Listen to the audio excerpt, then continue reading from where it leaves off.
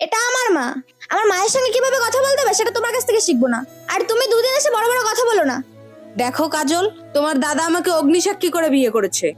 এই বাড়িতে তোমার যতটা অধিকার ততটা আমারও অধিকার আছে। তোমার কি মনে হয় আমি কি এবারে হেঁটে হেঁটে আসছি নাকি? তুমি যেমন বড় গাড়িতে করে এসেছো, আমি আমার মায়ের কোলে করে এসেছি। আমি এই বাড়ির মেয়ে, তাই আমার এই বাড়ির অধিকারটা বেশি।